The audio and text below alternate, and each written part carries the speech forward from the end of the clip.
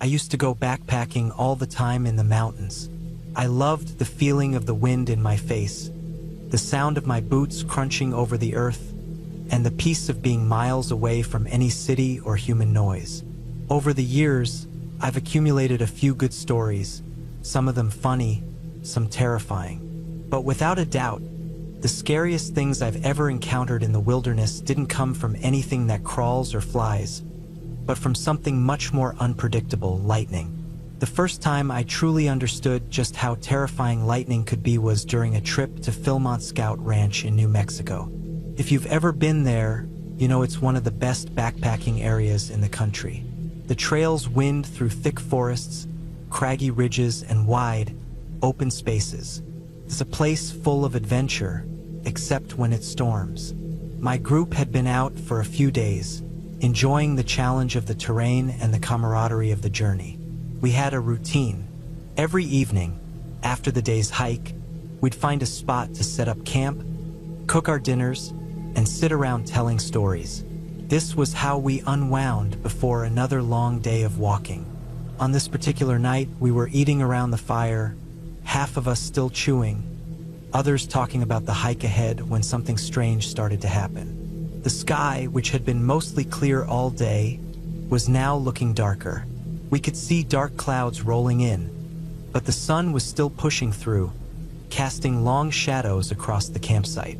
It wasn't unusual in the mountains for weather to shift quickly, but this felt different, like something was on the edge of happening.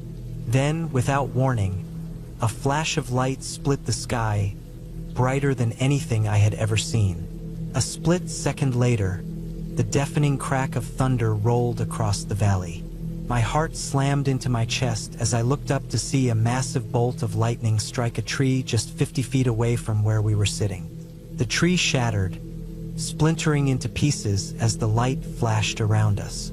It felt like the ground itself trembled, and I could feel the hair on my neck stand up. I don't know how long we stood there, frozen in place, all of us wide-eyed and trying to comprehend what just happened. Dinner hit the dirt, forgotten. No one said a word for a while, too stunned by the sheer force of the strike. Eventually, the group leader snapped us out of it, barking orders to get everyone into the tents, but no one had to be told twice. We scrambled to find shelter, and the rest of the night was spent listening to the storm rage around us. Lightning flashed every few seconds, and the thunder felt like it was tearing the sky apart. We had a couple of other close calls during those 2 weeks at Philmont, but none of them ever felt as close or as immediate as that first one. It was like the storm had just come out of nowhere and claimed the night. I've never been able to fully shake the feeling of that first strike. The sound of it, the sight of the tree turning into kindling in an instant. A few years later, I found myself on another backpacking trip in the Sierra Nevada, this time in Kings Canyon, California. I was with a smaller group, and we were doing the Ray Lakes Trail, a beautiful but challenging hike that took us up and down some of the most stunning terrain I'd ever seen. It's hard to describe the beauty of the place, but the towering granite cliffs that surround the lakes, the cool air, and the quiet sound of the river below create a kind of magic. But beauty can be deceiving. One of the campsites we were assigned to was located by a river, nestled in the bottom of a tight granite valley. It was an official National Park Service site, so we didn't think too much about it, but it was one of those spots that just didn't feel quite right. The river had that low, ominous sound that rivers do when they're swollen with water, and the valley was so enclosed, it felt like we were trapped in a bowl. It had been a long day of hiking, and by the time we reached camp, we were all too tired to think much about the strange feeling the place gave off. We set up our tents, made dinner, and eventually settled in for the night. The stars were visible through the clear sky, and for a while, everything seemed peaceful. But around 2 a.m., everything changed. I woke up to a flash of light so intense it was like the sun had risen right in front of me. My eyes were still closed, but I could see the light through my eyelids, sharp and glaring. Before I could even register what was happening, the thunder hit. It wasn't just loud, it was violent. The sound of it was so deep and guttural that it felt like the earth itself was cracking. I remember thinking, this is it. This is how I die. The storm had caught us completely off guard. The rain came down in sheets, and the wind picked up, howling through the trees. But the worst part was the lightning. It wasn't just occasional strikes anymore. It was constant. The sky was alive with the flash of light, each one so close that I could feel the static in the air. The thunder didn't stop. It rolled on, wave after wave, like the entire storm system was collapsing on top of us. The worst moment came when a bolt of lightning struck a nearby rock formation with a sound so loud that I thought my eardrums would burst. It was as if the whole world had been split open. The ground seemed to shake beneath me, and I could feel my heart racing uncontrollably. For a moment, I thought I had heard the roar of the river rising, but then I realized it was just the sound of my own panic. The rain was so heavy now that the entire campsite was becoming soaked. I lay there, wide-eyed in the dark, my heart pounding as the lightning continued to crack through the sky. I was terrified. The thought that I might get struck by one of those bolts was overwhelming, but the thought of the river rising and sweeping us away was just as real. That valley, so peaceful just a few hours ago, now felt like a death trap. The storm didn't let up. It went on for what felt like hours, though I'm sure it was only about 30 minutes. But in that time, I honestly thought I might die there. When the storm finally began to lose its intensity, the silence that followed was deafening. I lay there, too scared to move, just listening for any sign that the storm was over. Eventually, the rain lightened, and the thunder moved off in the distance. I dared to sit up, and as I poked my head out of the tent, I saw the aftermath. The ground was a mess, flooded in places. The trees were bent under the weight of the rain, and the smell of wet earth filled the air. I didn't sleep the rest of the night. The terror of the lightning had left me wide awake, too scared to even close my eyes for fear of what might happen. I kept thinking about the river, about the storm, and about how lucky I was to still be alive. That night in Kings Canyon marked the second time I truly understood just how powerful and dangerous a storm could be. The third experience happened in the Swiss Alps a few years later. I had always dreamed of hiking through the Alps, and when the opportunity came, I jumped at it. It was everything I imagined and more, until the storm hit. We were descending after a long day of hiking, and as we moved through a wide, rocky area, the sky began to change.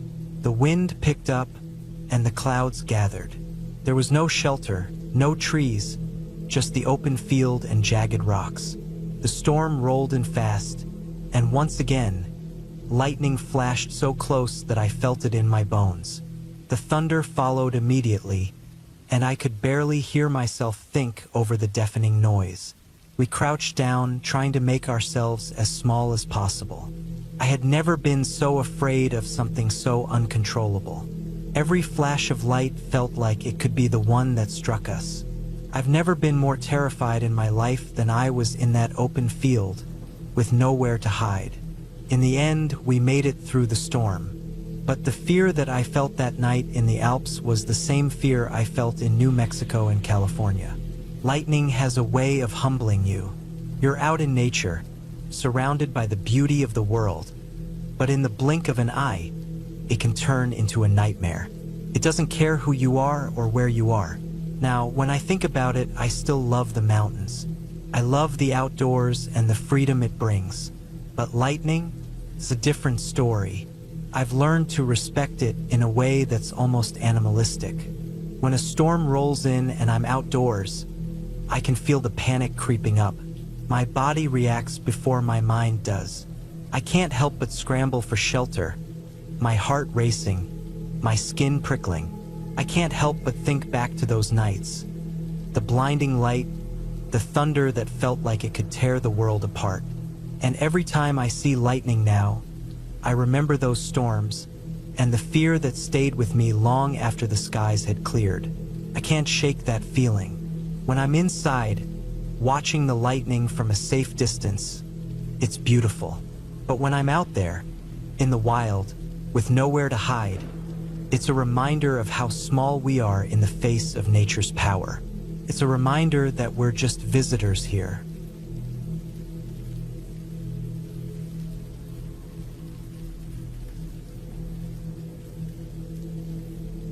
I work as a counselor at a summer camp in Southern California. The camp is pretty secluded, tucked deep in the woods. If you're the type to love the outdoors, it's the perfect spot. But if you're a city person, it can feel a little overwhelming. It's a good place for kids to get away from their screens, but let me tell you, it's not just the kids who get a little unsettled out there.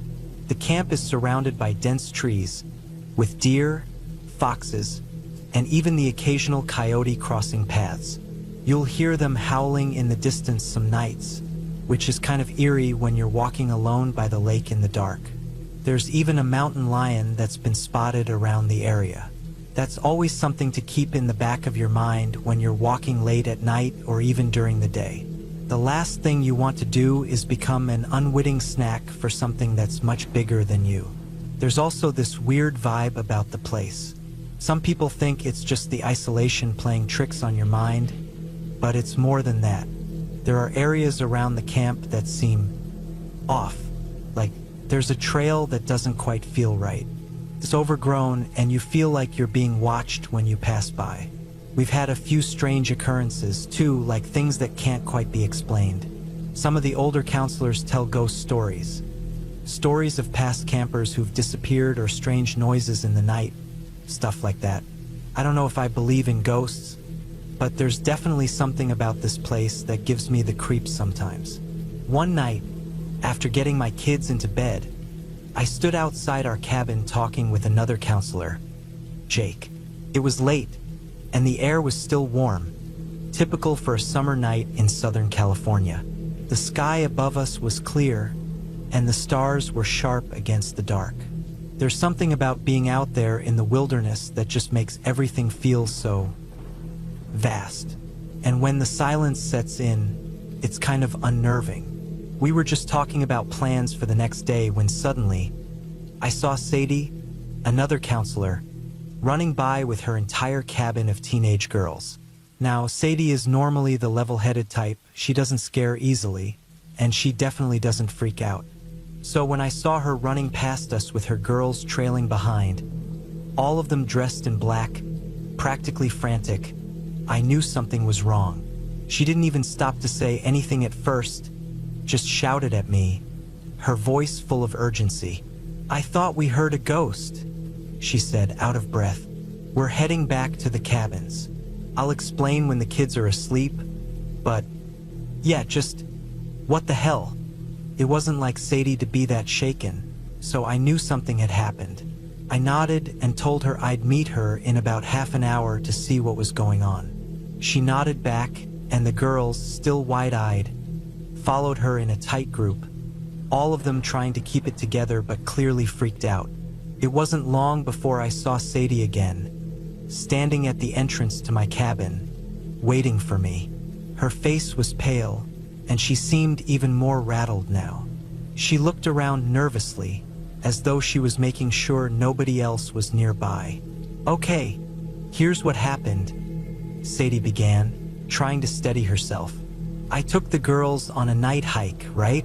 We were supposed to dress like ninjas and sneak around the woods.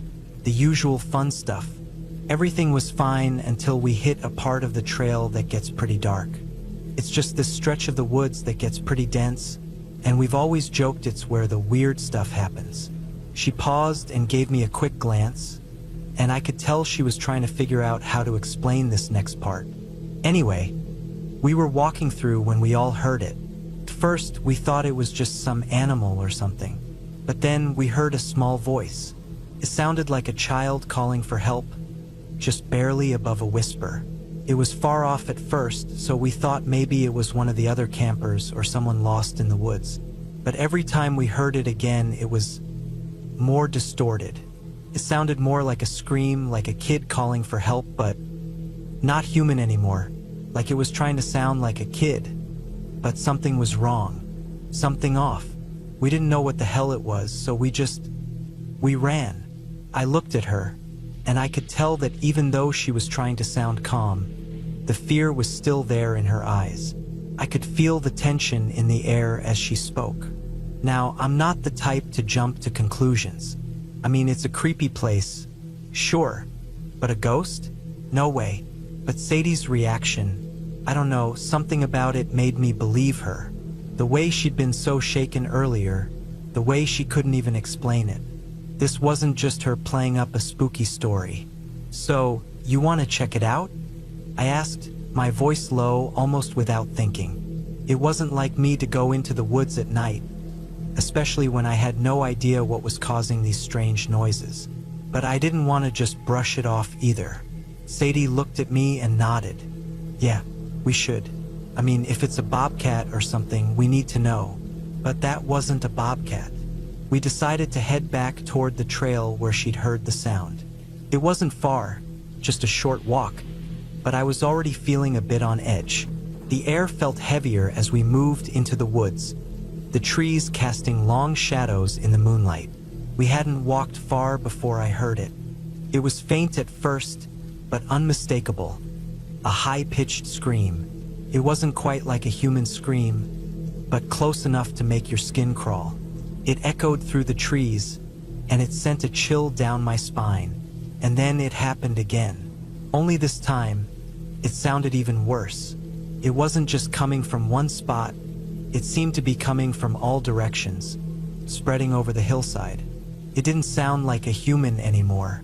It sounded like some kind of animal, but the sound was still trying to mimic the voice of a child in distress.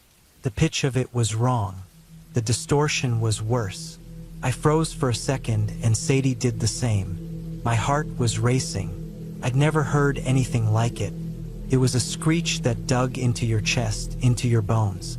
I looked at Sadie, and she looked back at me, her face pale, her eyes wide. We both turned at the same time and ran back to camp, not saying a word, just moving as fast as we could. When we got back, we told everyone who would listen. We were breathless, still trying to process what we'd heard. But nobody seemed to take us seriously. We were counselors, not people who typically got scared by the dark. We were supposed to be the ones keeping the kids calm. But what we'd heard was no joke. The next day, the camp director called for a meeting. It was casual at first, but then they mentioned something that completely threw me off. Apparently, the sound we heard was actually the call of a bobcat. The director said they often make this high-pitched yelping noise at night, and it can sound like a child in distress. At first, I didn't believe it. I mean, we both knew what we heard. But when the director played a recording of a bobcat's call, it was nearly identical to the sound we'd heard in the woods. It was almost embarrassing, honestly. We had spent the whole night freaking out over a bobcat. Our friends wouldn't let us live it down for the rest of the summer. But honestly, part of me still doesn't know if it was just the bobcat. It's strange how something so simple can throw you off so completely. Something about the way that sound echoed through the trees still sticks with me. Maybe I'm just not used to hearing something that unsettling out there in the woods. But I guess now, whenever I hear that yelp in the distance, I'll know what it is. I'm just glad it wasn't anything worse.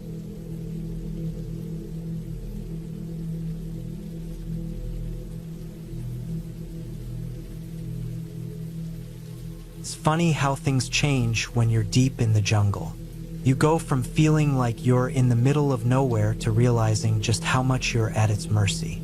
My girlfriend and I had just wrapped up a 2-day hike through the Guatemalan wilderness, and by the time we reached the tiny ranger campsite for our second night, we were beyond exhausted. The air was thick with humidity, and the only sounds were the distant calls of howler monkeys and the occasional rustling of leaves. I remember thinking how peaceful it was, but deep down, I knew how fragile that peace was. There's something about being so far from civilization that makes everything feel a little wrong. We set up camp quickly, not bothering to do much beyond pitching our tent. It was small, but it was enough to keep us dry and out of the elements. The sky was already darkening, and the wind had started picking up. It had been a long hike, but the storm rolling in would make the rest of the night even harder to bear. As we sat around our little campfire, I could already smell the rain on the wind, the scent of wet earth and leaves. The rangers at the camp had warned us about the storms this time of year. They weren't just ordinary rainstorms. They were powerful, unpredictable, and capable of turning a calm night into something far more dangerous. I didn't think much of it at the time. How bad could it be, right? I was wrong. Around 3:30 a.m., the first cracks of thunder echoed through the jungle. They were so loud and sudden that they shook me out of a deep sleep. I woke up immediately, the air thick with the smell of rain. I could hear the wind howling outside the tent, but I didn't know just how bad it had gotten until I stepped out to check. My heart skipped when I heard voices. They were faint at first, carried on the wind, but as I crept toward the tent flap, I realized they weren't just whispers. These were male voices, and they were coming from the direction of the jungle. In the middle of a storm in the deep woods, this felt wrong. My instincts told me to stay put, to keep my girlfriend inside the tent. But curiosity had already started pulling me toward the voices. I slipped out, trying to be as quiet as possible. The rain was starting to come down hard now, a constant sheet of water that soaked me to the bone in seconds. I moved toward the voices, unsure what I'd find. The air was alive with tension, every crack of thunder making the ground feel like it was about to split open. The voices grew louder, and I froze when I saw them. Two men were standing at the edge of the camp, their figures barely visible through the downpour. They were holding rifles, the barrels gleaming in the weak light of the storm. They weren't rangers, and they didn't belong there. My stomach dropped. I could hear them muttering to each other, but I couldn't make out their words. Their presence felt like a dark cloud hanging over us, and every instinct screamed at me to run back to the tent. But I stayed. My eyes stayed locked on the two strangers. I don't know how I gathered the courage to approach them, but something inside me told me I had to. Slowly, I walked toward them, keeping my distance. I wasn't sure if they were a threat or if they were just seeking shelter. Either way, I wasn't about to take any chances. As I got closer, I cleared my throat to get their attention. One of the men turned toward me, his face barely visible under a rain-soaked hood. He didn't smile, didn't even acknowledge my presence at first, but he finally spoke in a low voice, as if the storm itself had made him cautious. "Storm, bad," he said, his words broken but clear. I nodded, unsure what to do. They weren't attacking me, not yet, but I wasn't about to let my guard down either. "What do you want?" I asked, my voice shaking slightly. He gestured to the tent behind me, his rifle still resting loosely in his hands. "We need shelter." The words hung in the air. We were in the middle of nowhere, deep in the jungle, far away from any civilization.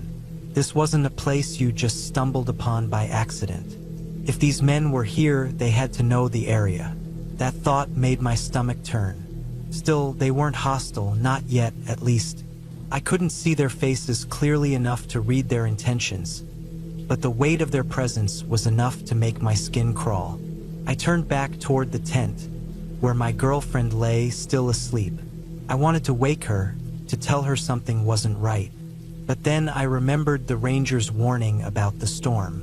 If I didn't let them stay, I wasn't sure how they'd react, especially if they thought we were turning them away in such harsh conditions.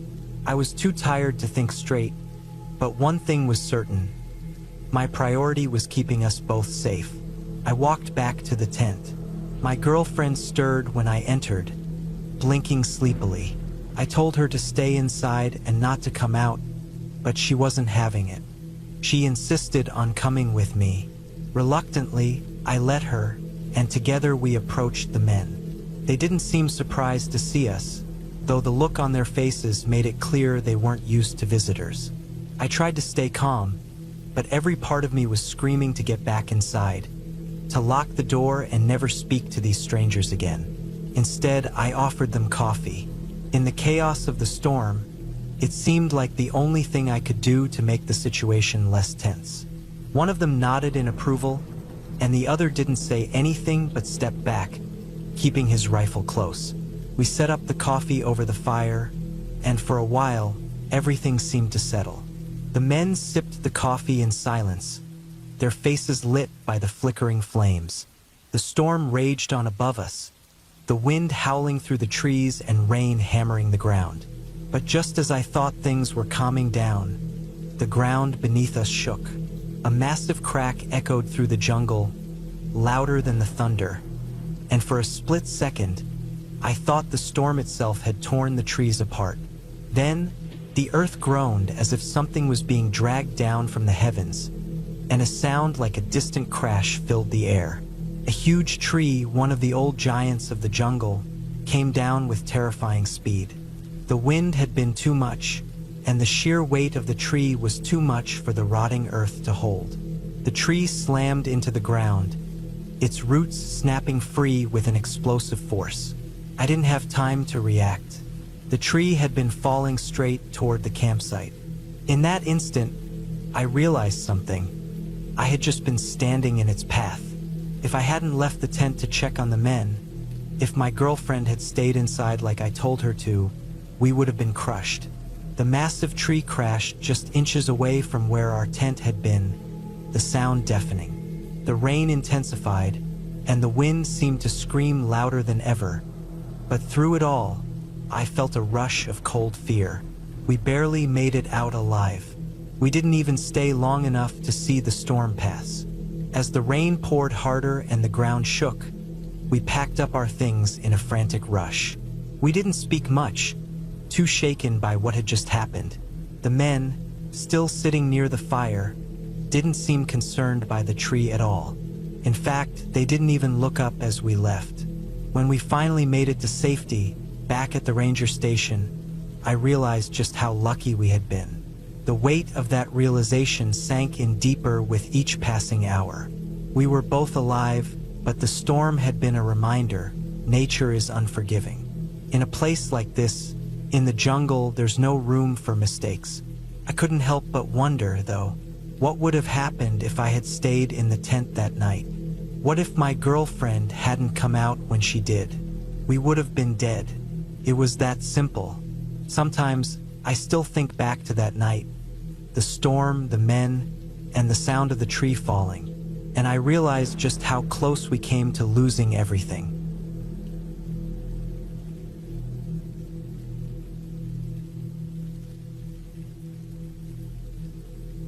I don't know why I agreed to drive into town that day.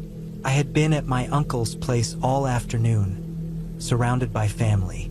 Everyone was in a good mood, laughing and talking on the wraparound deck, eating way too much food under the blistering summer sun. It was the kind of day that felt like it would never end. But when someone asked me to make the trip into town for some more groceries, I didn't hesitate. It was an easy enough task. I didn't think much about it, and for a brief moment, I was relieved to get away from the noise of the gathering. Uncle Dave's house was a dream. A massive, hand-built home sitting on a sprawling plot of land. It wasn't anything fancy, but the house had character. It had the kind of charm you could only get when someone put years of work into something. Every beam, every piece of furniture was something he had either made or restored. His place wasn't exactly isolated, but it was definitely far enough from the nearest neighbor to feel like you were deep in the woods. There were a few more houses out there, but they were miles away. Most of the land was empty, filled with dense woods and sprawling pastures. I had been enjoying the day, not really thinking about anything other than the heat and the comfort of being surrounded by family.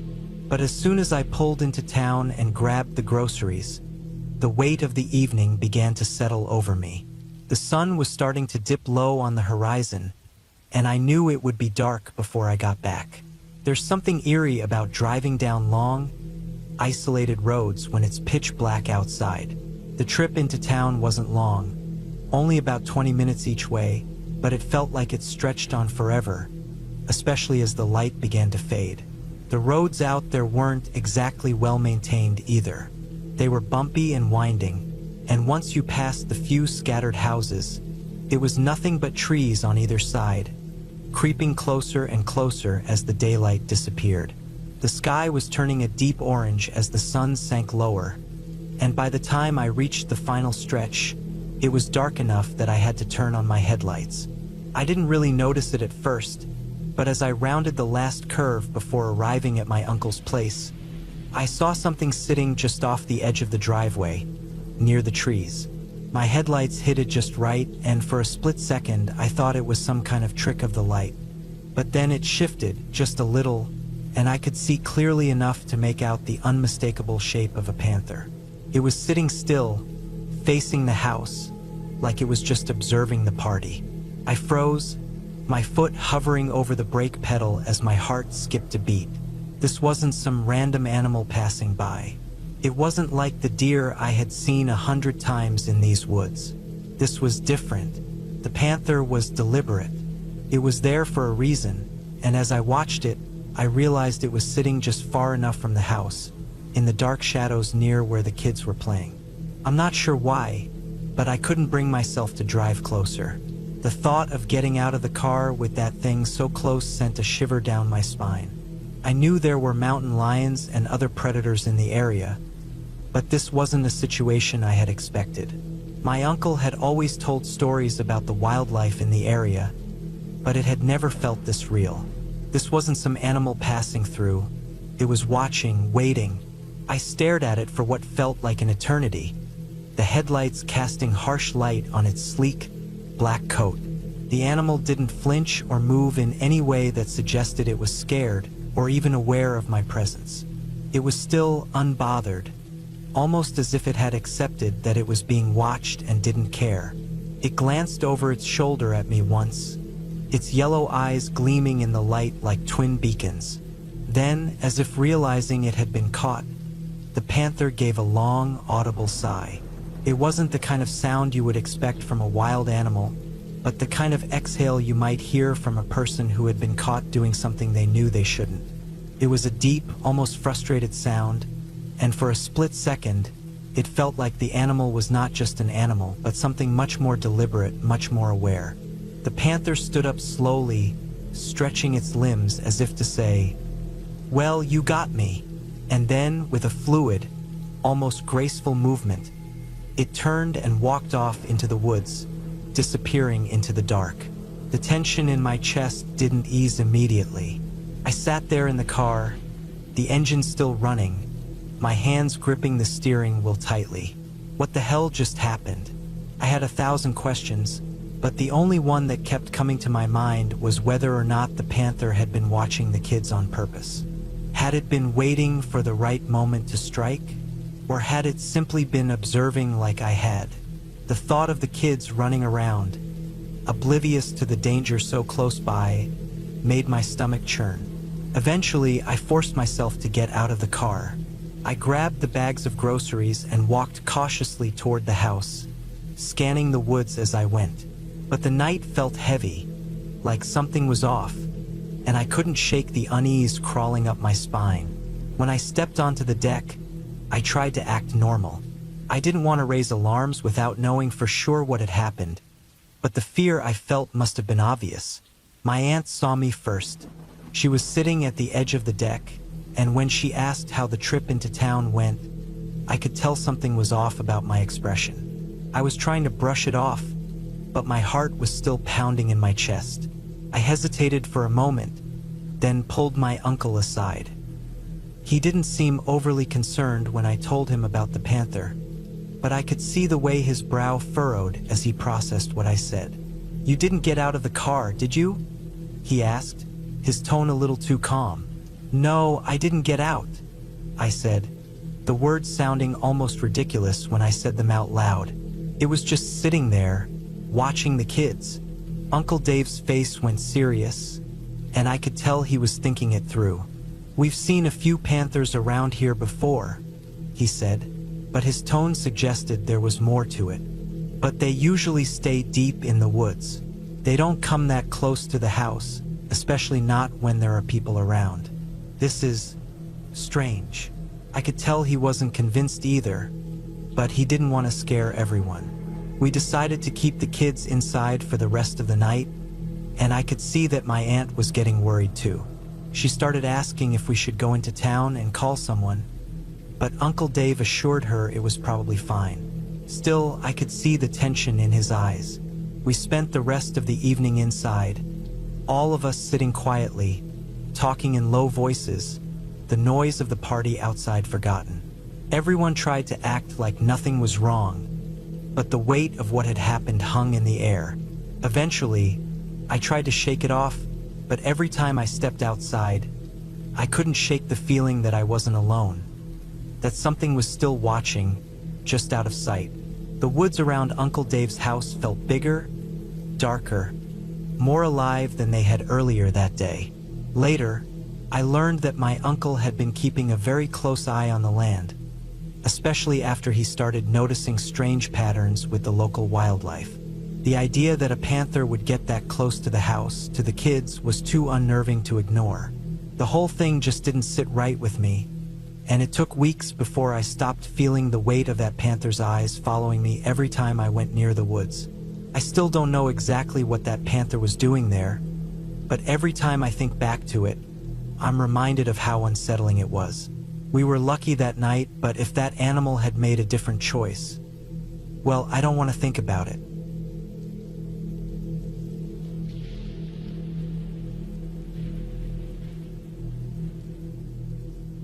I moved to a small town for a quieter life. Population 200, if that. It was perfect for me, at least on paper.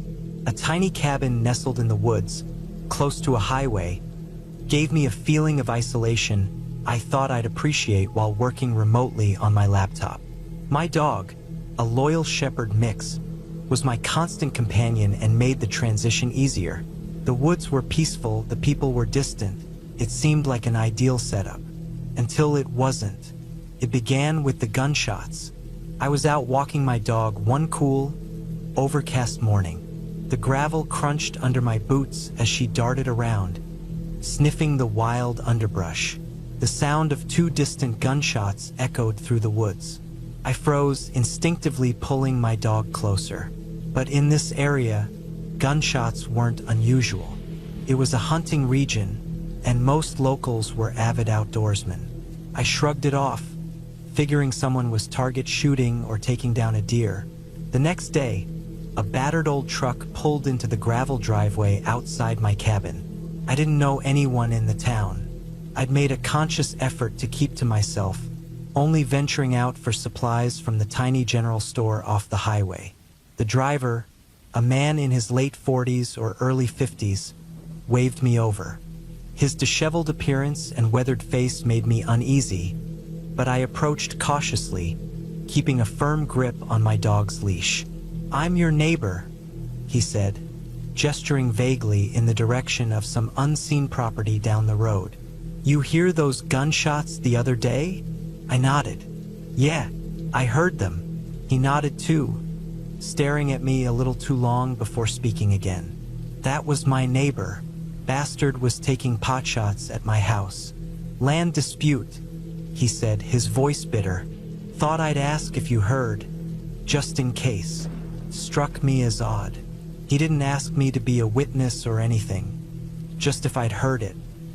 His tone and demeanor made me uncomfortable, but I played along, saying as little as possible. My dog had started sniffing around and digging in the dirt nearby. The man noticed and walked closer. "Hey now, don't let her do that," he said, as if he had any authority over my dog. He squatted down and tried to call her over, clicking his tongue. She backed away, ears pinned, clearly uneasy. "Watch this," he said, grabbing her by the scruff and flipping her onto her back in some weird dominance move. She yelped, and I immediately stepped in. "Stop," I said sharply. He let go, standing up with a sheepish grin. "She just needs proper training," he muttered. "I'm good with dogs." I didn't respond, trying to pull my dog away and end the interaction. But then he asked, "You got any guns?" "No," I replied before I could think better of it. He smiled, a thin, unsettling smile, and nodded as if that was the answer he'd been hoping for. Then, out of nowhere, he said, "You should come by sometime and mow my lawn. Please ensure you bring your dog." The way he said it sent chills down my spine. I mumbled something about being busy and excused myself. My dog and I retreated to the safety of the cabin. That evening, the interaction replayed in my head. Something was off about him, the way he talked, the invasive questions, the way he handled my dog.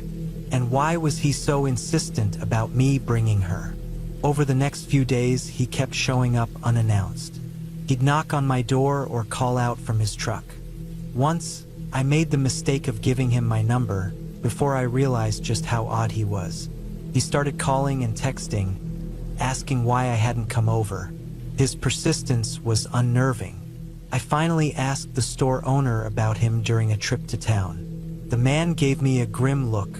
"That guy's bad news," he said. "Mean drunk, lost everything, his wife, his job. Everyone around here knows to steer clear of him. He's got nothing to lose." Hearing that didn't help my growing sense of unease. That night, I couldn't sleep. The cabin felt too exposed. Every window seemed like a potential entry point. The silence of the woods, which I'd once found comforting, now felt oppressive. Any rustle of leaves or snap of a twig sent my heart racing. A few nights later, my dog woke me up with a low growl. I strained my ears, but I couldn't hear anything over the sound of my own heartbeat. She growled again, this time louder, her body tense. I grabbed the bear spray and the knife I kept by my bed and locked myself in the bathroom, the only room without windows. My dog stayed by my side, her growls tapering off but her ears still alert. I sat there for hours, listening for any sign of movement. At some point, exhaustion took over, and I fell asleep sitting on the cold tile floor. The next morning, I packed my things. I couldn't stay there any longer. I loaded everything I owned into my old, uninsured van, threw in my dog, and left that place behind. It wasn't worth the risk. The nightmare didn't end there, though. My new landlords in the next town turned out to be just as unsettling. They seemed obsessed with my dog, going so far as to feed her behind my back and talk about how to make her want to stay with them. One morning, while they were out at the market, I packed up again. This time, I didn't bother planning my next move. I just drove until the town was a distant memory in my rearview mirror. I never went back, never even told anyone where I was heading. I just wanted to be gone, far away from the people and places that had turned my peaceful escape into a waking nightmare.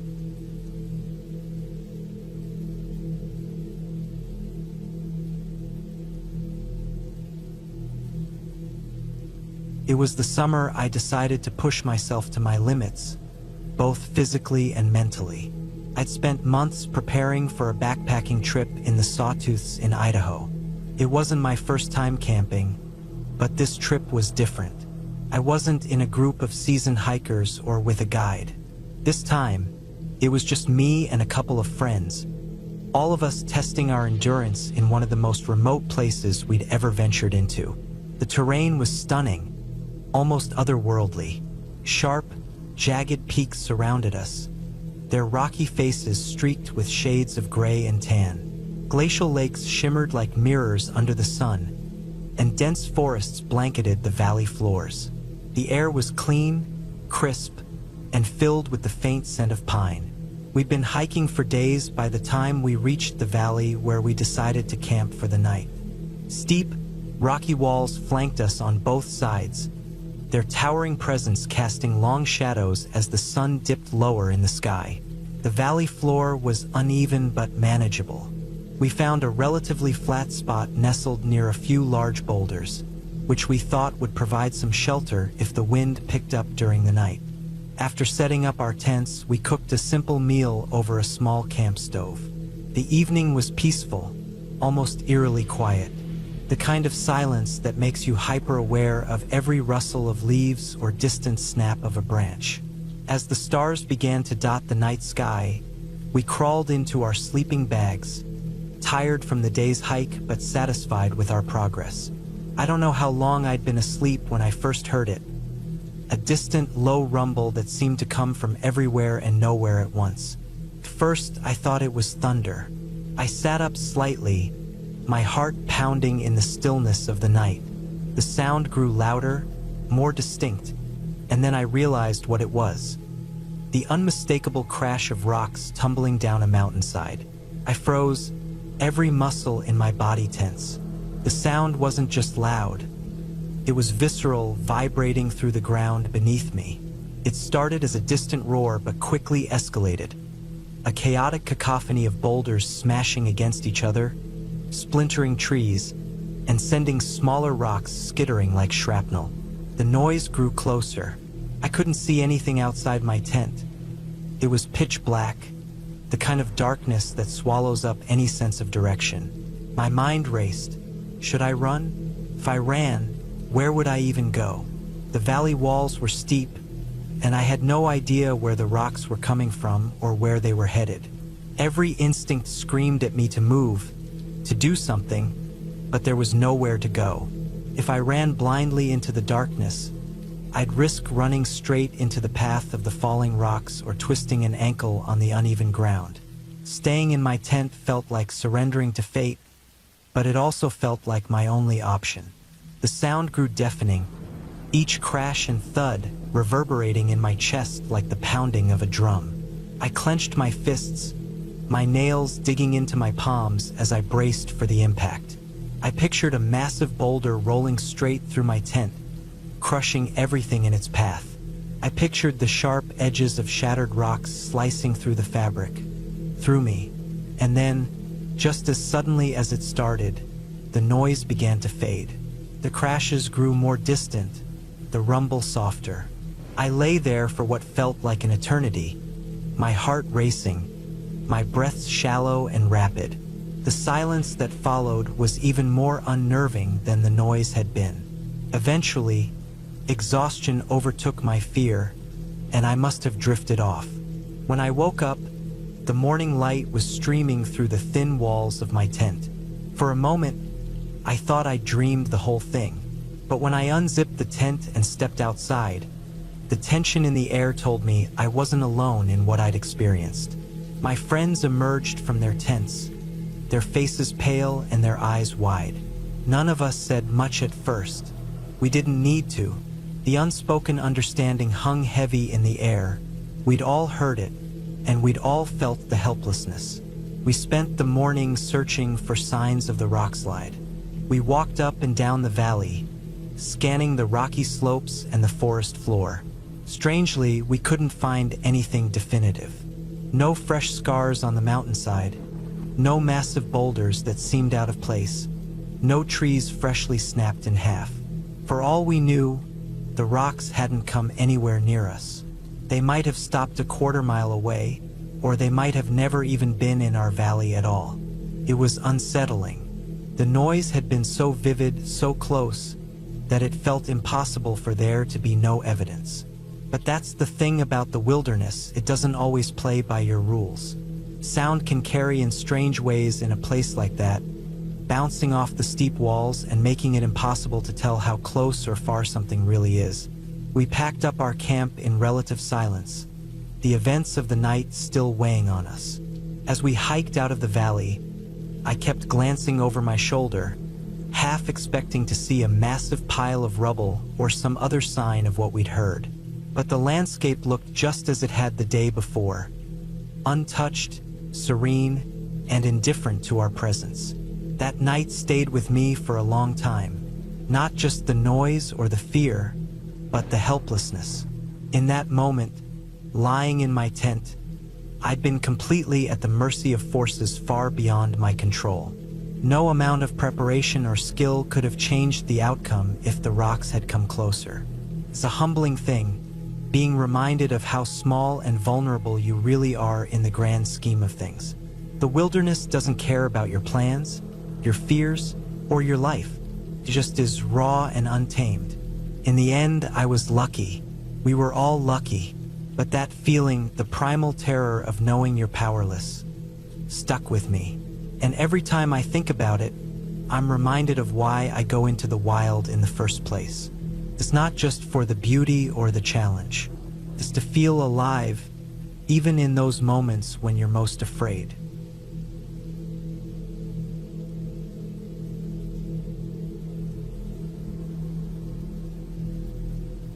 The trail stretched before us like a ribbon of endless possibility, twisting through dense woods and disappearing over gentle hills. The North Country Trail had always intrigued me with its remoteness, the promise of solitude, and the beauty of untouched wilderness. My girlfriend and I were no strangers to hiking, but this overnight trip felt different, more intimate, more thrilling. We were eager to disconnect from the constant hum of everyday life and immerse ourselves in nature's quiet, unpredictable embrace. The plan was simple: hike a solid 10 miles before dark, set up our hammocks off-trail, and enjoy the stillness of the forest. We'd packed light but smart. Lightweight hammocks, sleeping bags, enough water, a small camp stove, some instant meals, and the usual essentials like a map, compass, and first aid kit. The trail greeted us with the scent of pine and earth, the crunch of leaves underfoot, and the occasional chatter of unseen birds flitting between the trees. As the sun dipped lower, the light filtered through the canopy in golden shards, painting the forest in warm hues. We'd covered about 8 miles by then, our legs tired but our spirits high. We decided to push on for another mile or two before setting up for the night. The trail was narrow but well marked, weaving between towering oaks and clusters of underbrush. Occasionally, the forest would open up to reveal patches of open sky, but mostly, we were surrounded by a dense, enveloping green. When we finally chose a spot to rest, it wasn't a clearing so much as a slightly wider section of the trail where the trees thinned just enough to let us venture about 30 feet off the path. The ground was uneven, but we found 2 sturdy trees close enough together to hang our hammocks. The setup didn't take long. We'd done this enough times to have the process down to a science. Once the hammocks were hung, we crawled in, the gentle sway immediately lulling us into a state of relaxation. The forest around us was alive with sounds: the rustling of leaves in a light breeze, the faint hum of insects, and the occasional chirp of birds settling in for the night. I closed my eyes and let the rhythm of the woods wash over me. I must have drifted off for a short while because when I opened my eyes, the light had faded to a deep blue, the kind that precedes true darkness. That's when I heard it, a soft rustling, faint but distinct. First, I thought it was just the wind playing tricks on me, but the sound persisted, steady and deliberate. I sat up slightly, the hammock creaking under my weight. My eyes adjusted to the dim light, and that's when I saw it. Just 10 feet away, a coyote stood motionless, its lean body framed by the darkening forest. Its eyes glinted faintly, catching the last traces of light. For a moment, we stared at each other, neither of us moving. My heart raced, but I forced myself to stay still. Coyotes are usually skittish around humans, I reminded myself. After what felt like an eternity, the coyote turned and darted into the underbrush, its movement swift and silent. I exhaled, the tension in my chest easing. But just as the coyote disappeared, I heard another sound, a deeper, heavier rustling coming from the opposite side of our campsite. It was faint at first, but unmistakably there. Whatever it was sounded larger than the coyote. My pulse quickened again as I scanned the darkness, but I couldn't see anything. The underbrush where the sound had come from was thick, and the shadows seemed impenetrable. I didn't wait to find out what it was. "We should move," I whispered to my girlfriend, my voice barely audible. We packed up quickly, our movements hurried but methodical. The last thing we wanted was to leave something behind. Within minutes, we were back on the trail, our headlamps cutting narrow beams through the darkness. The forest felt different now, less inviting, more watchful. Every sound seemed amplified, every shadow more sinister. We walked in silence, the crunch of our boots on the trail the only sound besides the occasional rustle of leaves. About 5 minutes later, as we rounded a bend, we nearly stumbled into a small black bear cub. It was no more than 20 feet ahead, its dark fur blending almost perfectly with the night. The cub froze, its small body tense as it looked at us. My stomach dropped. Where there's a cub, there's a mother, not far and likely watching. The cub let out a high-pitched yelp, then bolted into the trees, disappearing as quickly as it had appeared. We didn't wait. Without a word, we picked up our pace, practically jogging down the trail. My heart pounded in my chest, every muscle in my body on high alert. I kept glancing over my shoulder, half expecting to see the mother bear charging after us. But the forest remained silent, save for the rhythmic thud of our boots. After what felt like an eternity, we finally slowed down, the adrenaline in my veins starting to ebb. We stopped briefly to catch our breath, our headlamps illuminating the trail in front of us. The forest around us seemed to hold its breath, the silence almost oppressive. We decided to keep moving, not wanting to risk another encounter. The trail stretched on, endless and unyielding, but we pressed forward, our footsteps steady. Finally, after what must have been another hour of walking, we found a spot that felt safe enough to stop. It was a small clearing just off the trail, surrounded by tall trees that felt protective rather than menacing. This time, we didn't bother setting up the hammocks. We laid out our sleeping bags on the ground, staying close together for warmth and a sense of security. The night was cold, but the fear lingering from our earlier encounters kept us awake longer than we expected. As I lay there, staring up at the sliver of sky visible through the treetops, I couldn't help but marvel at the unpredictability of the wilderness. It was beautiful, yes, but also untamed and indifferent to our presence. We made it through the night without further incident. When dawn broke, the soft light of morning chased away the shadows and the fear that had clung to us in the dark. We packed up and continued our hike, the events of the previous night lingering in our minds but not deterring us. The forest, in its quiet way, had reminded us of its power and mystery. And while the experience had been unsettling, it also left us with a deep respect for the wild, a place where we were merely visitors, passing through a world far older and more intricate than we could ever truly understand.